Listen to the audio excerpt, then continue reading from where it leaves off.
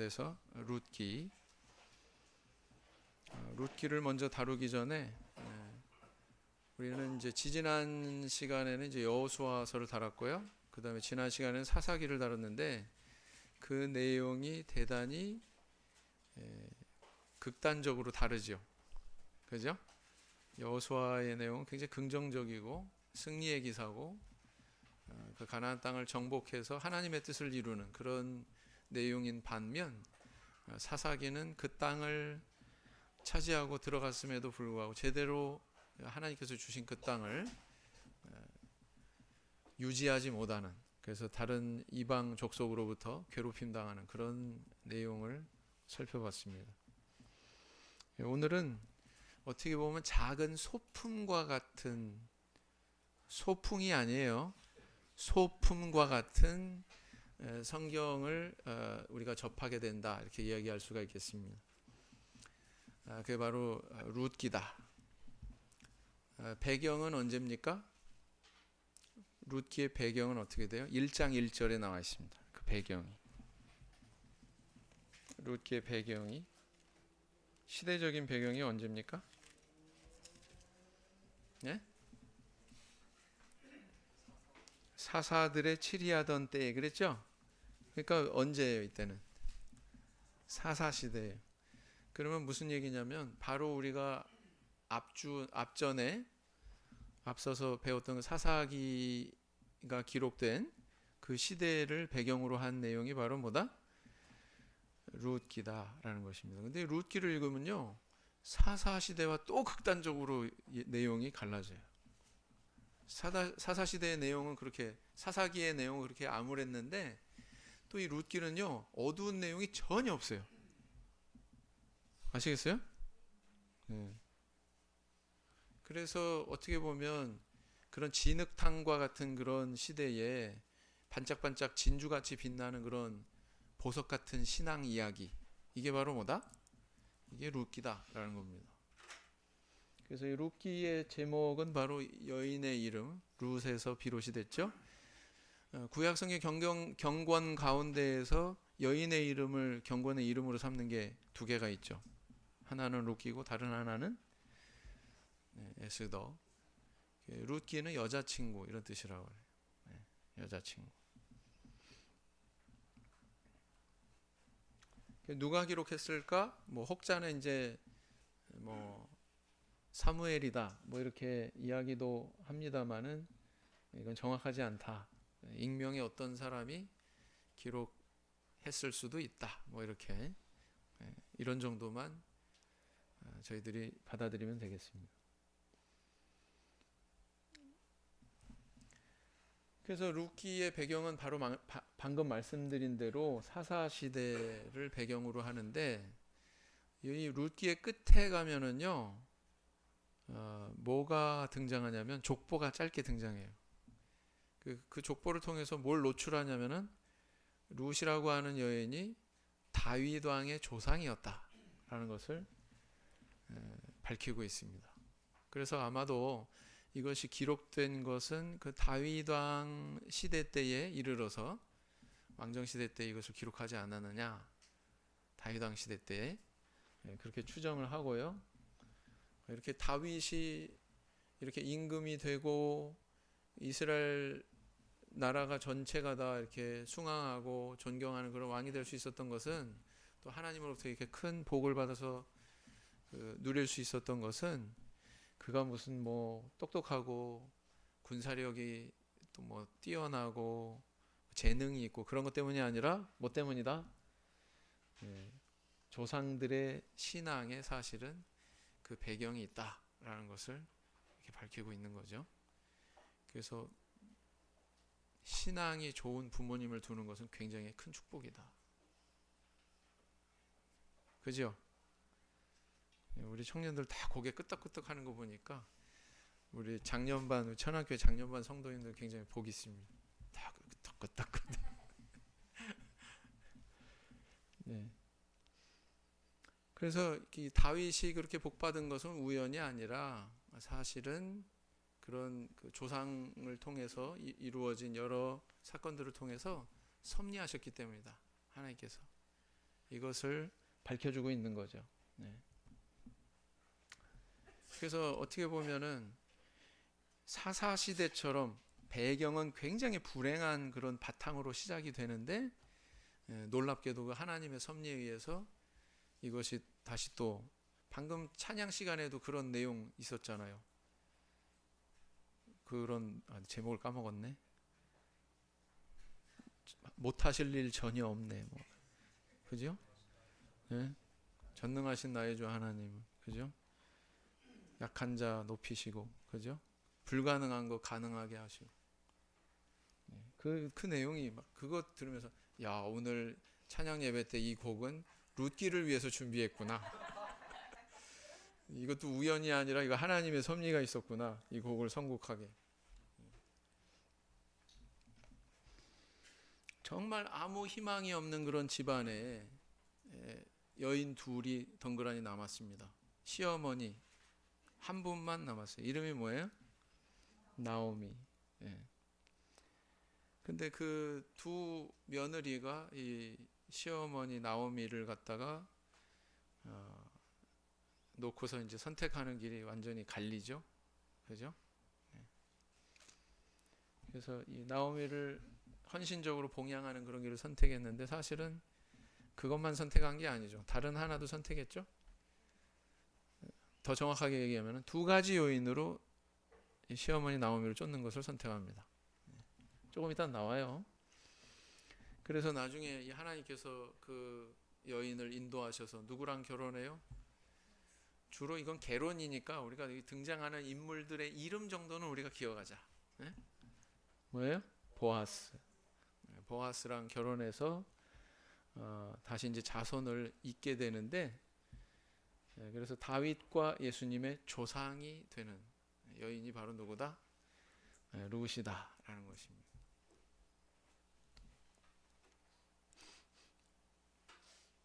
그래서 이런 특별한 또 은혜를 주신 것은 어떤 부분에서 또 우리가 주목해 볼 필요가 있냐면은 이 여인의 출신이 어디예요? 출신지가 모압 여인, 모압 여인. 그래서 이방 여인이에요. 이방 여인. 모압 족속은 어떤 족속입니까? 그렇게 하나님 앞에 인정받는 그런 족속이 아니었죠. 그죠? 그럼에도 불구하고 이방 여인이 이렇게 구속의 대열에, 구속사의 대열에 합류한 것을 보면 장차 신약 시대에 와서 이방인들이 하나님의 은혜를 받고 구원의 대열에 들어오는 것에 대한 또 예표다, 상징이다. 또 이렇게 볼 수가 있습니다. 이런 예가 많아요. 그죠? 많아요. 여인들의 믿음이 반짝반짝 빛나는 예도 많고요. 이방인들이 이렇게 복음을 받아들여 가지고 하나님 믿는 신앙을 받아들여 가지고 이렇게 돌아오는 예들이 꽤 있어요. 뭐 열왕 시대 때는 누가 있습니까? 수넴 여인, 사렙다 가보 이런 여인들 이야기가 나오죠. 생각해 보세요. 여인들은 굉장히 하찮게 여겼다고요. 과거에는. 근데 그런 여인이 높아져요. 어떻게? 여호와 신앙을 통해서. 그 암울한 시대, 하나님을 떠나서 막 왕들은 막 뭐예요? 이방 우상 숭배하고 그래가지고 막 타락할 대로 타락하던 그 시대에 아주 평범한 왕도 아니고 아주 평범한 이런 여인들이 여호와 신앙을 통해서 복받고 하는 이런 얘기를 성경은 기록하고 있다고요. 오늘도 마찬가지라고요. 룻기도 역시 마찬가지죠. 네?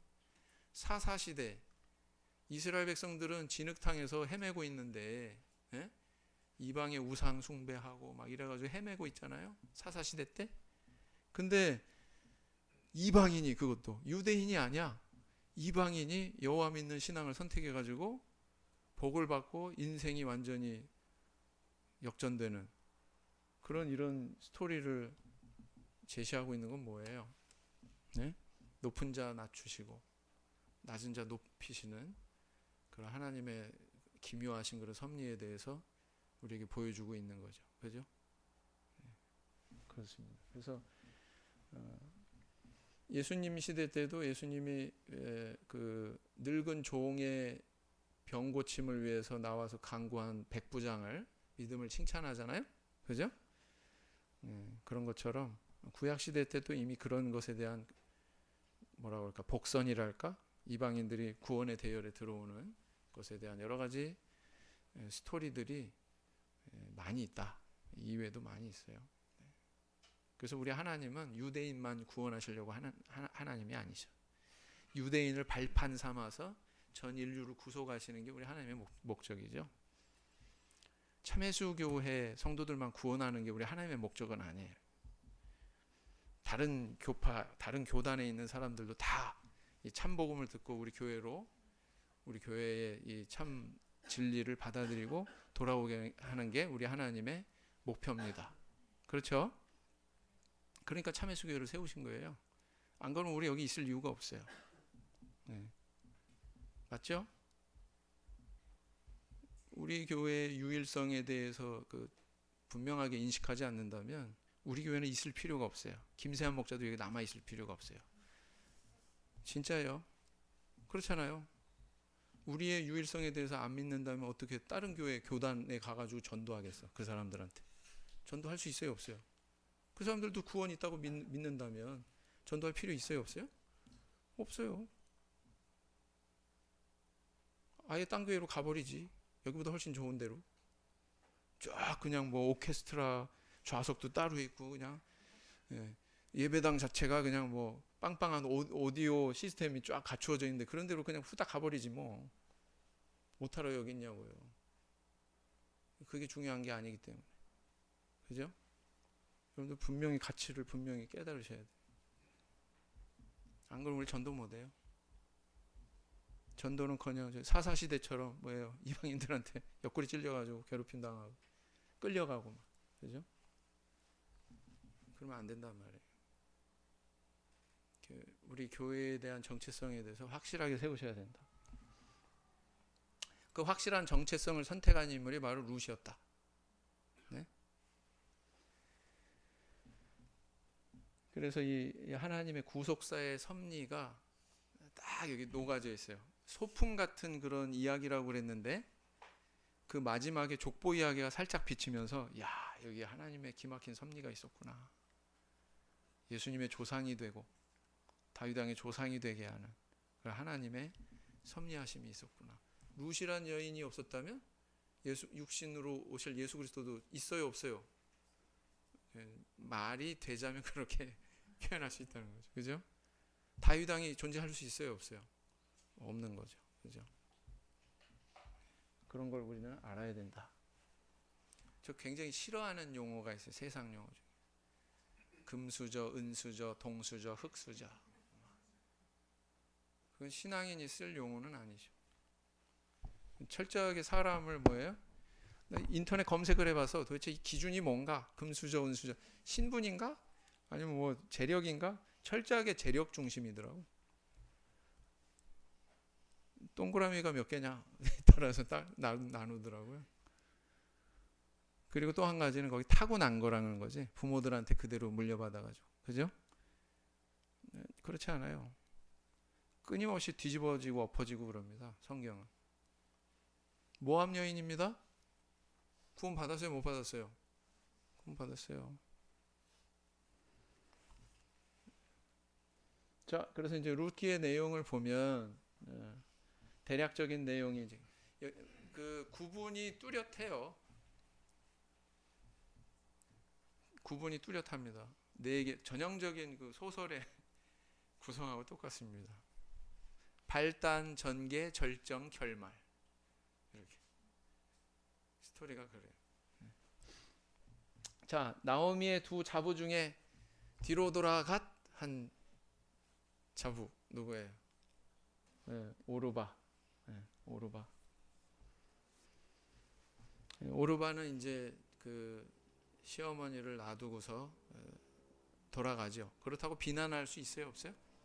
없어요, 사실은.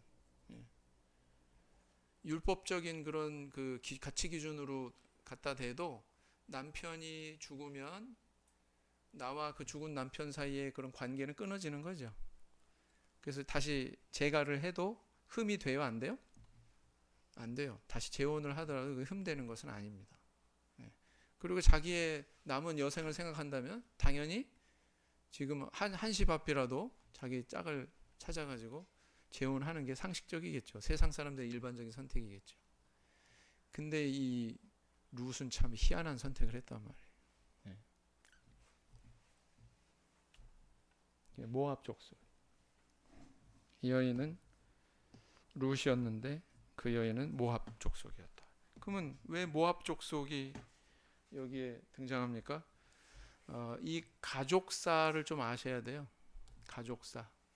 나오미의 이 남편 이름이 뭡니까? 엘리멜렉. 두 아들이 있었어요. 두 아들의 이름이 뭐예요? 말론과 기럧이에요. 그 말론과 기럧의 아내가 바로 오르바와 룻이죠. 근데 어떻게 이렇게 이방 여인을, 유대인들은 보통 이방인하고 결혼해요, 안 해요? 또 결혼했잖아. 그죠? 특이한 예죠. 기근이 들어가지고 자기 기업을 뒤로 하고 아마 팔아버렸겠지. 팔아버렸습니다. 팔아버리고는 어디로 갔어요? 모압 땅으로 갔어요. 모압 땅. 네.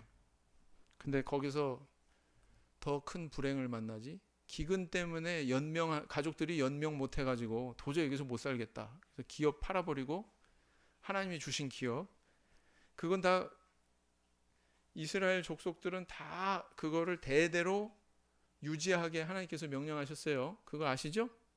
우리 같이 이렇게 돈 받고 뭐 돈 주고 이렇게 사고 팔고 이렇게 하더라도 희년 50년째 되는 해가 되면 본 주인한테 다 돌려주게 돼 있어요.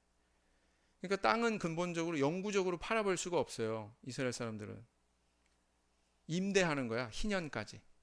10년 남았으면 10년 임대료, 20년 남았으면 20년 임대료 주고받고서 거래가 이루어집니다. 그러나 희년이 오면 다 본주인한테 돌려주게 돼 있는 거다라는 거죠.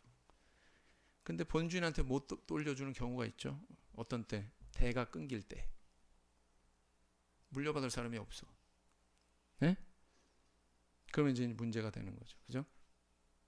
근데 그 소중한 기업을 팔아버리고 기근이 났다고 모압 땅으로 갔죠. 이 가족이.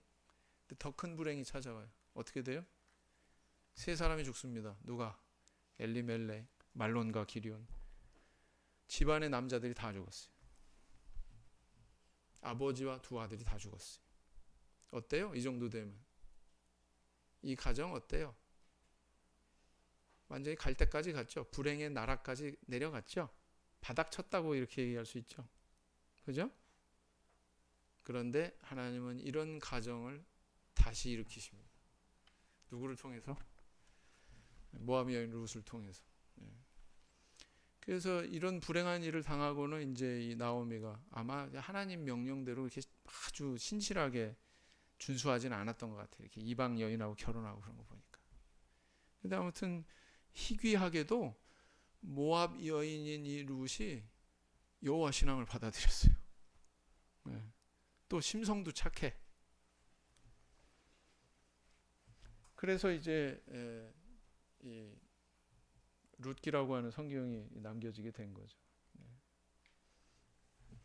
신명기 23장 3절을 보면 암몬 족속과 모압 족속에 대해서 어떻게 취급하고 있는지 근거 규절이 있습니다. 읽어보겠습니다. 시작.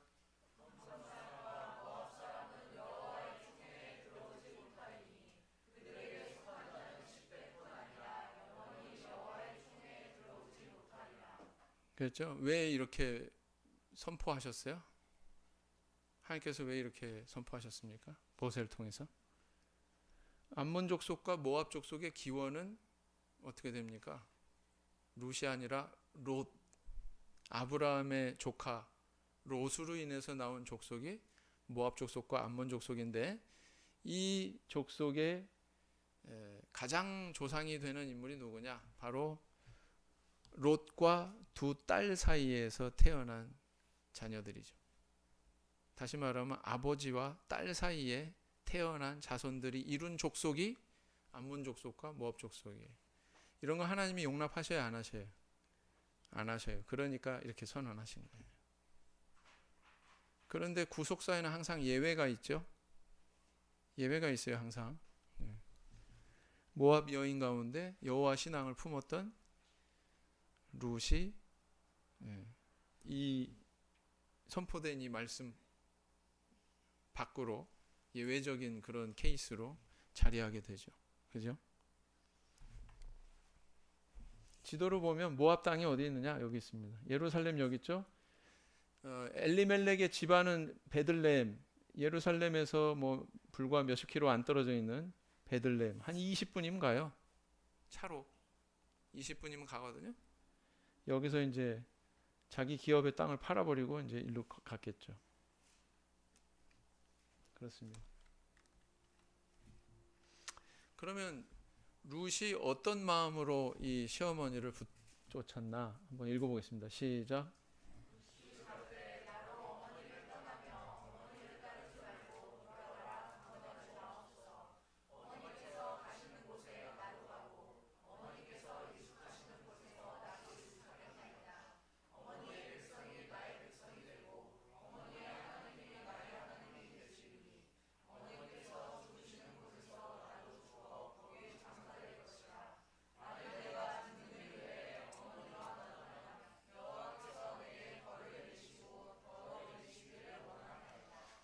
여기서 뭘 읽어낼 수 있어요? 이 여인이 시모 나오미를 쫓은 원인은 단순히 효성 때문만은 아니에요. 그죠? 하나님에 대한 믿음이 있어요, 없어요? 신앙이 있습니까, 없습니까? 있어요. 여호와 신앙이 있어요. 두 가지가 있어요. 그래서 하나님에 대한 신앙, 그다음 시어머니 나오미에 대한 사랑, 그죠? 네. 그걸 읽어볼 수가 있죠. 그래서 여호와 하나님에 대한 신앙의 결단이 있었다. 반드시 이 여인의 마음속에는. 그다음 이제 시어머니하고 낯선 이방 땅, 이 모압 여인 입장에서는 뭐예요? 베들레헴 땅이 낯설 거 아니에요? 네. 그 낯선 땅에 와가지고 이제 시어머니를 위해서 헌신하는 그런 모습을 그리고 있습니다. 여기서부터 이 그 만나는 사람이 누굴 만나요? 마치 요셉이 보디발의 집에 종으로 들어가는 게 우연이 아니라 하나님의 인도고 섭리인 것처럼 이 보아스를 만나는 이 사건도 사실은 하나님의 섭리다라는 겁니다. 하필이면 이삭 줍으로 가가지고 줍는데 누구 밭에서 줍는 거예요 지금? 보아스의 밭에서 줍는 거. 그래서 보아스는 그녀의 그런 사정들을 다 듣고서 이제 파악하고 있었던 거죠. 파악하고서는 이제 여인한테 다른 밭으로 가지 마시오, 우리 밭에서 주수시오, 이렇게 이야기를 한단 말이죠. 읽어보겠습니다. 시작.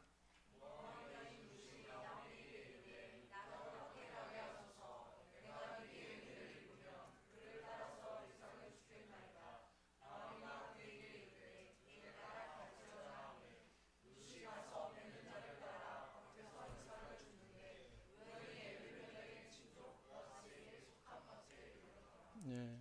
그래서 이때는요, 여자들이 뭐 이렇게 돈을 벌고 막 그럴 수 있는 시대가 아니잖아요. 여자들이 할 수 있는 것은 뭐 가내 수공업 정도, 밭에 가서 이삭 줍는 정도, 이런 정도였다고요. 그때는 이 육체 노동이 그 세상을 이끌어가는 시대였기 때문에 약한 여인들은 그런 정도의 일로 그렇게 경제적인 부를 누리기가 힘들었다. 그런 시대다. 그래서 과부가 된다는 것은 남편이 있어서 노동력을 발휘할 수 있는 그런 커다란 축을 상실했다는 의미고, 과부가 된다는 건 굉장히 불쌍한 부르계층으로 내려앉는다는 것을 의미했던 거죠. 그죠? 근데 이제 보아스가 이 여인에 대한 소문을 다 듣고서 알고 있었던 것 같아요. 그래서 일부러 떨어뜨려라 지시하죠. 야, 좀 많이 떨어뜨려. 형제 반 자매 반 읽겠습니다. 시작.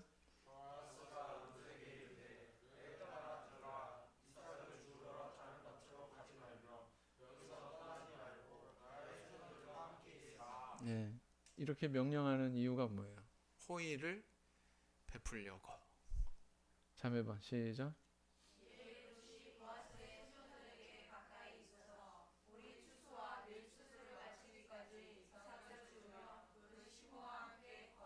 예.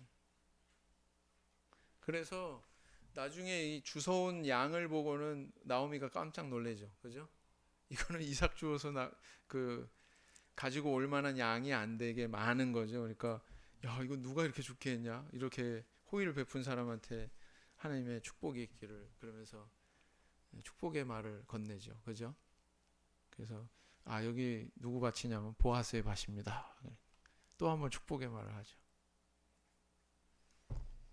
자, 그다음에 이제 3장에 가서는 내용이 굉장히 심플해요. 1장 발단, 2장 전개, 3장 절정, 4장 결말. 뭐 이렇게 굉장히 단순하죠. 3부에서는 우리가 그 상황을 이해하기 위해서 이스라엘의 풍습에 대해서 하나 이해해야 될 게 있는데, 그게 바로 그 계대 결혼법, 고엘 제도라고 일컫는 계대 결혼이죠. 무슨 얘기냐? 남자가 하나도 없이 기업 물을 자가 없어, 기업을 이어받을 자가 없는 경우가 될 때에는 그 가장 가까운 친척이 그걸 대신 사가지고 값을 치르고 기업을 되찾게 해서 또 결혼을 통해서 자손을 이어서 그 기업을 유지할 수 있도록 하는 제도가 바로 뭐였냐? 계대 결혼법이었거든요. 그게 나오죠. 그죠? 3장에서.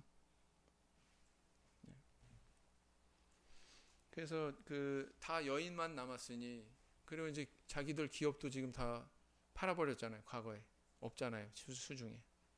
그럼 어떡할 거예요?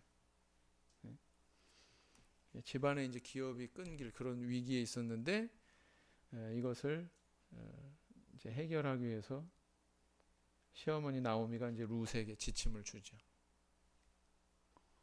그래서 보아스가 룻에게 프로포즈한 게 아니라 룻이 보아스에게 프로포즈를 합니다. 그죠? 근데 뭐 보아스가 룻하고 나이 차이가 별로 안 나고 그랬나, 아마 추정하건대 상당히 나이 차이가 났던 것 같아요. 성경을 자세히 읽어보면 보아스가 아마 아버지와 딸 같은 그런 정도의 연령차가 아니었나, 그런 정도로 보여집니다. 형제 반 자매 반. 시작.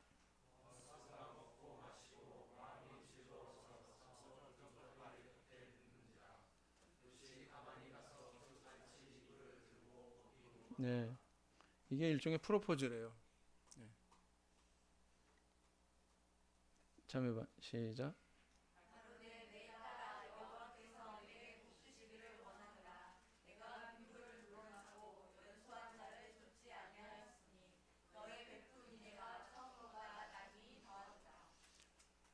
룻도 젊으니까 젊은 다른 사람하고 결혼해서 행복하게 잘 살고 싶은 마음도 있었을 거 아니에요. 없었을까요? 저는 있었을 것 같아요. 그런데 그는 그런 길을 선택하지 않았죠. 시어머니 나오미를 배려해서 그 기업을 다시 또 되찾을 수 있는 길을 그대로 지침대로 순종해가지고 이렇게 보아스에게 그런 역할을 해줄 것을 부탁하는 프로포즈를 하죠. 그래서 이 구절이 바로 상당히 나이 차가 있었겠다 이런 호칭도 그렇고 추정할 수 있습니다. 그래서 4부에 가서는 이제 두 사람이 이제 결혼하게 되고, 고엘 제도가 아까 얘기한 그 계대 결혼이라고 그랬죠. 그러니까 가장 가까운 친척이 기업을 되찾을 수 있도록 해주는데, 실질적으로 가장 가까운 친족은 그거를 포기하죠. 그 순번이 누구한테 와요? 보아스에게 오죠. 보아스에게. 그래서 그걸 성문 앞에서 공정을 받습니다. 구약 시대 때에는 성문에 앉은 장로들은 뭐냐면 그 동네 유지예요. 아브라함의 조카 롯도 소돔성의 성문에 앉았다가 두 천사들을 접대하는 그런 내용이 나오죠. 그건 동네 유지가 하는 행위예요. 그거는 성문에 앉은 사람들은 그 마을의 유지기 때문에 이런 거를 옳고 그름을 판단하는 이런 민사, 뭐 형사, 뭐 이런 것에 대한 그 마을의 기강을 바로잡는 그런 역할도 했다. 그런 그 계약과 거래 이런 것도 어디서 그래서 이루어졌어요? 성문 앞에서 이루어집니다. 그래서 그런 배경을 이해를 하셔야 된다라는 거죠. 보아스는 어떻게 보면은 우리를 위해서 대신 죄값을 치러주신 그리스도를 예표한다 이렇게 볼 수가 있습니다. 근데 보아스도 출신이 어떻게 되느냐? 예수님 족보를 보면은 나와요. 라합에게서 누구를 낳고? 네? 보아스를 낳고 이렇게 나오죠. 그러니까 보아스 엄마는 누구예요? 라합이에요. 라합도 유대인이 아니라 뭐예요? 여리고성의 기생 이방인이었습니다. 이방 여인이었습니다. 맞습니까? 그래서 이런 과정을 통해서 다윗 왕이 출생하게 되죠. 그래서 마지막에 족보를 보면은 보아스의 아들이 누구? 네? 오벳. 그 다음에 오벳의 아들이 누구예요? 이세의 아들이 누구예요? 다윗. 그렇게 되는 거죠. 그죠? 그러니까 보아스는 다윗 왕의 어떻게 관계가 어떻게 돼요? 증조부. 그렇게 됩니다. 그래서 그리스도의 또 조상이 되는 그런 복을 받는 여인이 룻기다. 마태는요, 그 족보에다가 자기 족보에다가 제가 전에 한번 설교했잖아요. 기억나십니까? 예, 이 여인의 이름을 딱 집어넣잖아요. 의도적으로. 그래서 이 룻기를 알아야 마태복음 1장도 안다. 읽어보겠습니다. 형제반, 자매반. 시작. 네, 마태복음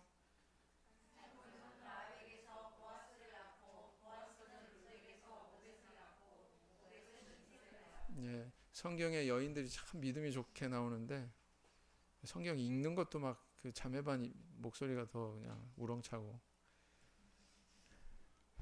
더 힘이 드는 것 같아요. 이건 이제 그 고엘 제도에 따라서 그 계대 결혼의 절차를 밟는 그런 내용을 표현한 사파죠. 네. 그래서 신발을 벗어서 증거를 삼으면서 그 권한을 이제 양도하죠. 그래서 보아스가 순번이 돼가지고 왜 이 사람은 이걸 포기했을까요? 왜냐하면 기업물을 짜가 돼가지고 결혼하면 자녀가 태어날 수 있잖아요. 만약에 아들이 태어나면 자기가 값을 치르고 이거를 기업을 샀지만 자녀가 없으면 자기께 돼요. 근데 자녀가 태어나면 이거 고스란히 내가 돈 주고 샀지만 어떻게 해야 돼 이거를? 이 아들한테 물려줘야 돼요. 얘가 자격이 있는 거예요. 기업을 차지할 자격이 있는 거죠. 그렇게 되기 때문에 손해보기 싫은 거죠, 이 사람은. 자기 손해보기 싫은 거예요. 근데 보아스는 내가 서로 손해보더라도 상관없다 하고 결혼한 거죠. 이해가 되세요? 네. 읽어보겠습니다. 시작.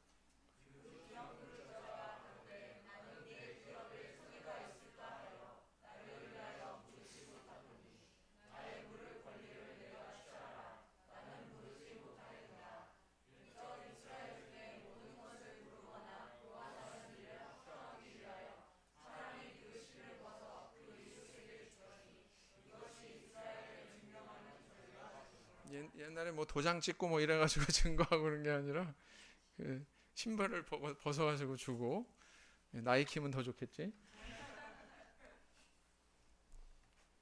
그래서 이게 고엘 제도가 있어요. 유대인들한테는 기업 때문에 생겨난 제도입니다.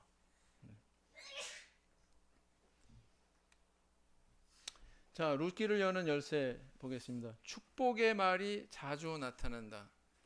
여러분, 이 룻기는 굉장히 밝은 성경이라고 제가 말씀드렸죠? 서두에. 근데요, 그 비결이 뭘까?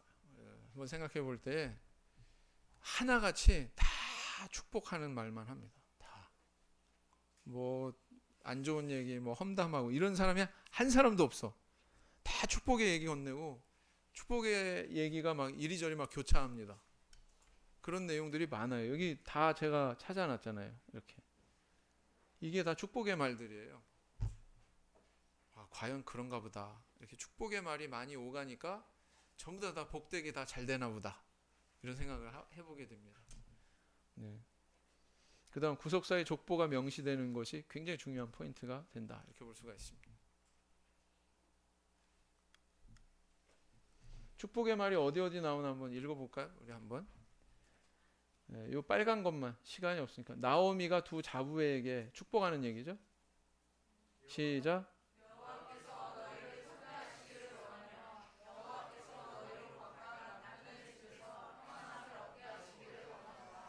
자기가 너무 불행해지면 남의 불행이나 이런 데 대해서 관심이 없어질 수도 있죠. 관심이 옅어질 수도 있죠. 나오미는 지혜롭게 생각할 줄 알았어요. 현명한 그런 처세를 할 줄 알았어요. 두 자부를 축복하는 말을 건넸고 두 자부에게 최선의 길을 선택할 수 있도록 그렇게 이야기를 하죠. 그 다음에 이제 보아스가 어떻게 축복하는 말을 합니까? 여기 또 읽어보겠습니다. 시작.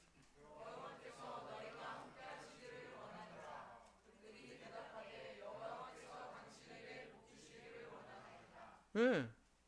일하는 사람한테도 보아스가 그래서 일하는 사람한테 축복의 일을 하고 축복의 말을 하고 일하는 사람도 또 보아스한테 축복의 말을 건네고 그러고 있죠. 그 다음 보아스가 누구한테 하는 말일까요? 네? 루드에게 읽어보겠습니다. 시작.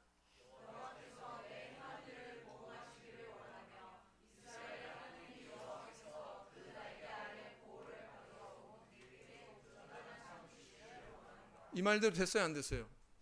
됐어요. 보아스의 축복대로 됐어요. 그 축복과 얽히는 인물이 또 보아스가 됐죠. 축복의 말을 받은 사람과 축복의 말을 한 사람이 다 복을 받잖아요. 그죠? 시어머니 나오미가 이제 너를 돌아본 자에게 복이 있기를 원하노라. 이거 누군지도 모르고 그냥 보아스인지 모르고서 지금 이렇게 축복하잖아요. 또 나오미가 자부에게 이르되 여호와의 복이 그에게 이제 이름을 밝히니까 보아스에게 있기를 원한다. 또 축복하잖아요. 성문에 있는 모든 백성과 장로들이 또 축복하는 말을 합니다. 시작.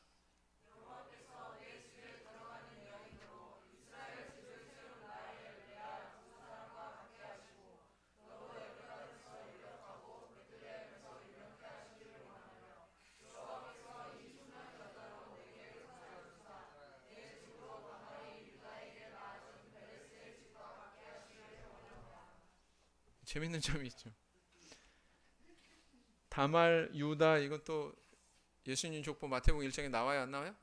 네, 또 나오죠. 네. 그래서 이런 또 축복의 말은 그 성문에 있던 장로들이 그죠? 보아스에게 지금 하는 축복의 말이라고요. 보아스가 자기 손해 볼 수도 있는 짓을 지금 한 거잖아요. 근데 거기에 대해서 장로들이 이렇게 축복의 말을 건넵니다. 그러니까 부창부수야 두 사람이 손해 볼 짓만 해. 근데 손해가 아니야 결과적으로. 그죠?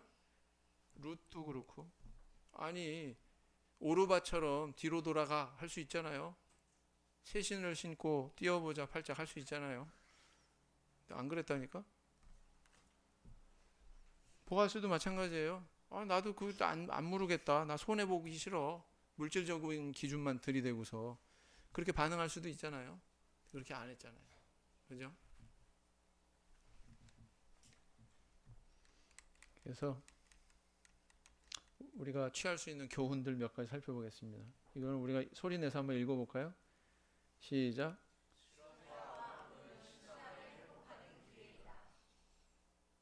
나오미의 집안이 시련과 아픔이 있었습니다. 그런데 모압 땅에서 다시 하나님의 기업이 있는 베들레헴 자기 땅으로 돌아왔습니다. 뭘 통해서? 집안의 불행한 사건을 통해서. 그죠? 그다음 하나님은 인간이 생각지 못한 경로로 당신의 섭리를 이루신다. 네. 어떻게 이 모압 여인이 이렇게 구속사에 참여할 줄 어떻게 알았어요? 네. 나오미는 남편과 두 아들을 잃었어요. 아까 얘기했지만 바닥 쳤잖아요. 그런데도 다시 일어서는 가정이 되게 하셨다. 이것은 우연이 아니라 하나님께서 그렇게 축복하시고 섭리하셨기 때문이다 라는 것이죠. 읽어보겠습니다. 시작.